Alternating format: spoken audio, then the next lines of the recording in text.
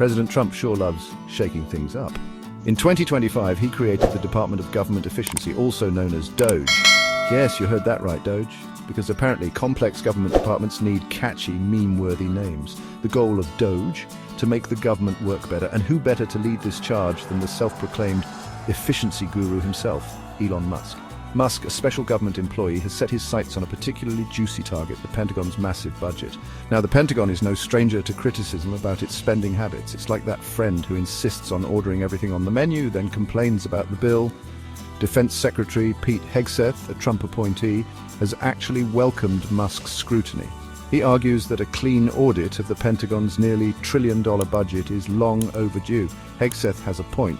The Pentagon has never passed a full audit. It's like that friend who never does their own laundry. You know there's a whole lot of dirty underwear under there. You just don't want to see it. Hegseth and National Security Advisor Mike Waltz have been vocal about the Pentagon's inefficiencies.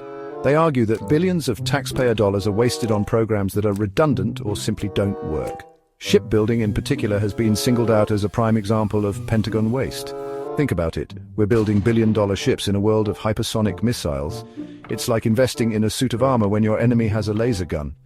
Not exactly a sound strategy, and don't even get me started on the cost overruns.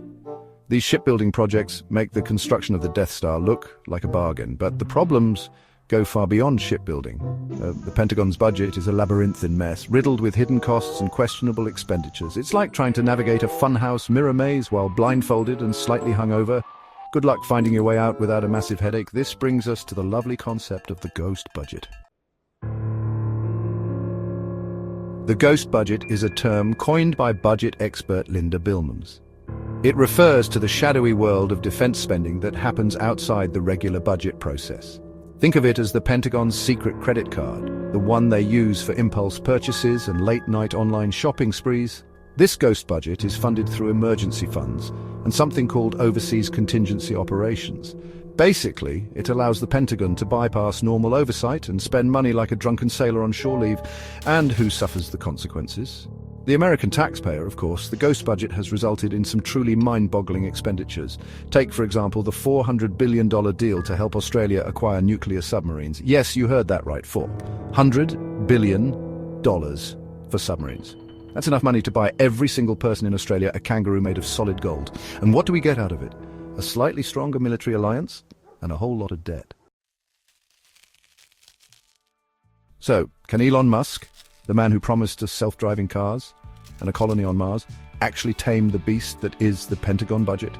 Well, that's the billion-dollar question, isn't it? Some people are optimistic. They see Musk as a disruptor, a visionary who can bring much-needed change to a bloated and inefficient system. Others are more skeptical. They point out Musk's own business dealings with the Pentagon, specifically through SpaceX. They argue that these ties present a clear conflict of interest. And let's be honest, it's hard to imagine Musk, a man who once tweeted "Nuke Mars," being the voice of fiscal responsibility. But hey, stranger things have happened. Remember that time a reality TV star became president of the United States? One thing is certain. Simply cutting the Pentagon's budget won't be enough. We need comprehensive reform. We need more transparency, more accountability, and a fundamental shift in how we think about defense spending. Because at the end of the day, it's not just about dollars and cents. It's about our national security, our priorities as a nation, and our responsibility to the American people.